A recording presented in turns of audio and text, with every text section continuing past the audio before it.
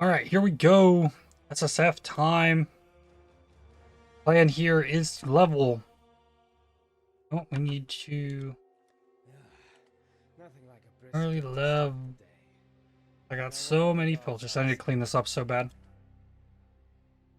Okay. So the goal here is to level Voltaxic Burst Assassin. I've learned that Voltaxic Burst comes from level 12 It's a must. once I get to Morel's Caverns, so that's where we're going next. I also know that it scales to elemental damage. It's lightning damage with some of it converted to chaos. So early on, I'm going to be leveling through this elemental damage. So we'll look at Voltaxic Burst. All right. I've taken my time getting through the levels. I just made it to Merville's Caverns. I'm level 14, almost 15. I've been completing all the expedition stuff, um, gearing up and whatnot. So here we can get Voltaxic Burst. The tags are Spell, AoE, Chaos, Lightning, Nova, and Duration. Each cast of this spell waits for a short duration, releasing a burst of lightning and chaos spell damage in an area around you when that duration ends. Enemies killed by this damage or shortly after will explode. The explosions of corpses are not affected by modifiers to spell damage and cannot be reflected. So it deals a basic lightning damage, has a base duration, 40% of lightning damage converted to chaos. So it's not necessarily like, okay, you can scale directly lightning damage or you can scale directly chaos damage. Curses are going to be interesting. It says explosion deals base lightning damage equal to 9% of the corpse's maximum life. So that 6% lightning damage is not affected by spell damage. But increasing elemental damage, increasing lightning damage, um, will raise that to a higher value. So maybe scaling lightning damage is the play, because that's the base. It's just gonna have an issue with like curses, but crits will affect all of the damage. So that's kind of the idea behind Assassin. We'll see how this goes. Alright, so let's see how this works. I currently have it linked to Onslaught and add lightning damage. I can cast and it like charges up. And then after the duration it explodes and the enemies explode as well. But it's on a delay. So if I just like cast once, I can't cast and do damage. It's gonna be like on a delay. It looks like I'm probably gonna want some AoE scaling. Um, Duration scaling would be interesting to see how it works in.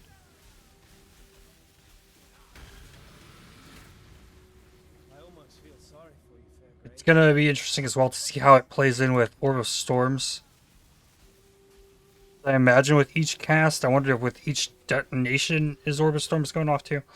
Oh no, let's go to Merville. Okay, instead of Merville, I'm gonna pop one of these and kind of show what this skill actually has going on for it. The delay is kind of odd, but once it's going, like I've found that I can just like keep like stuttering it to like keep it up. I thought it would behave a little bit like Blade Vortex, and it kind of does. Um, the explosions are cool.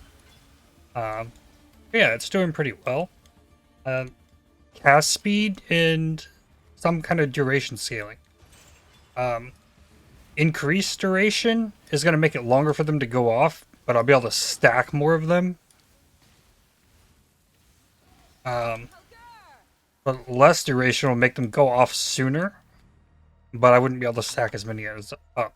I think cast speed is going to be a big deal because cast speed is going to determine the rate that they're going off. Because the faster I can cast them, the faster they will repeatedly go off. So it's gonna be interesting once I can get some cast speed factored in. So that's where I'm going next with it. We'll look once I get the 18 quality gems. And with enough charges, you can charge up and just kind of like I don't have to do anything but run through these enemies as long as you hit them with it. Cool stuff. Yeah, I just got an acceleration shrine. Let's see what this looks like with some actual like speed to it. So I'm able to cast a lot faster, so it's... Okay, let me get a bunch of these up.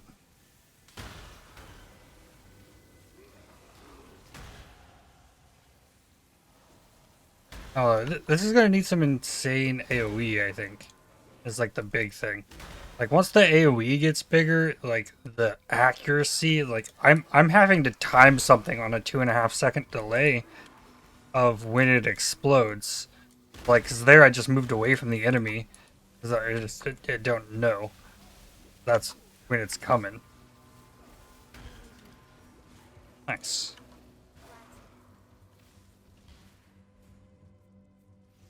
Yeah. Maybe I farm a carcass check in SSF. That'll be interesting. We'll see. AoE will make this a lot better though, and that'll also scale the explosion AoE from the enemies by scaling the AoE. It's kind of awkward a little bit. Resisting lightning damage hurts like that enemy had. But there's another time, it's like, okay, I can sit here on top of this strongbox, get charges up. I can get up to 6 right now. Pop it. And then, like, I'm just consistently like, dealing damage. And in its early stages, it feels kind of messy. I'll give it that. Okay, I made it to Vol. Currently rocking Voltaxic Burst, added lightning damage and faster casting. I pushed up towards the cast speed and crit multi here. And then I got AoE if you've killed recently, which has been really nice. Current cast speed, I can get up to 7 charges of this. I can get frenzy charges with a cold snap. It feels like though, if I stop casting at all, for any reason, like I end up in just like this huge window where it's like, okay, I cannot do damage now if I want to throw in the Orb of Storms or pop the Wave of Conviction like I just did there. If I do anything, if I even move, it throws a lot off if I'm not just constantly casting. I don't know. Once I see some more gems, things might seem a little more interesting, but the increases to AoE has really helped the how it feels clearing. Here, this will be perfect.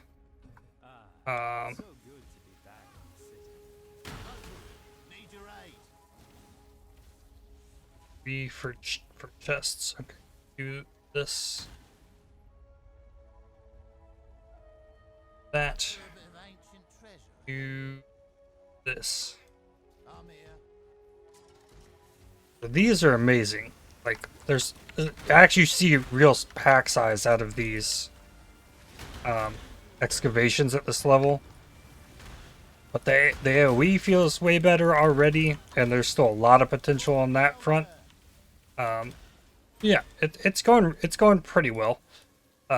Still a long way to go though. Okay, so I wound up going back to sleep and not really progressing any further than the beginning of Act 3 on my other character.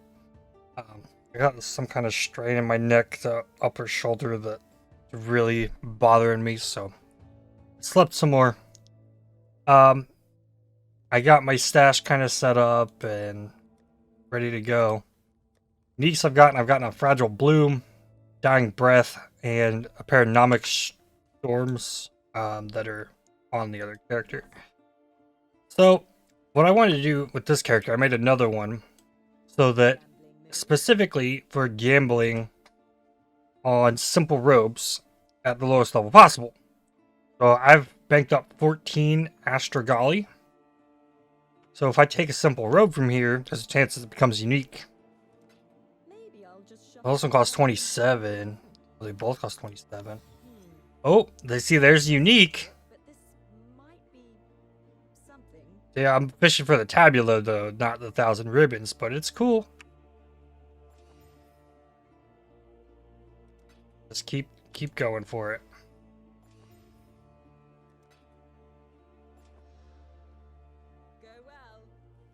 Probably gonna run out of lesser circle things.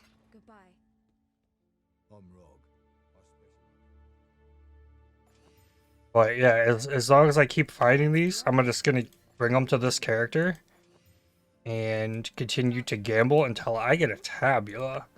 is the idea behind this.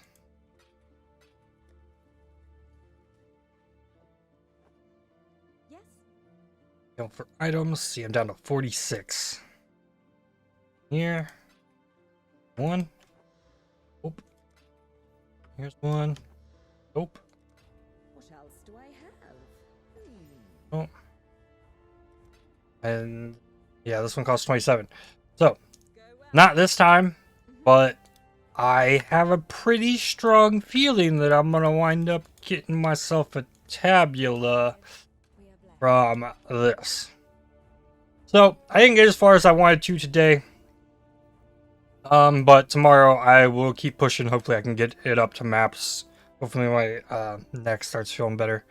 But that's gonna do it for this one. Thanks for watching, everybody. Hit the like button, subscribe. And I will continue on with the SSF journey tomorrow. Thanks for watching. Bye.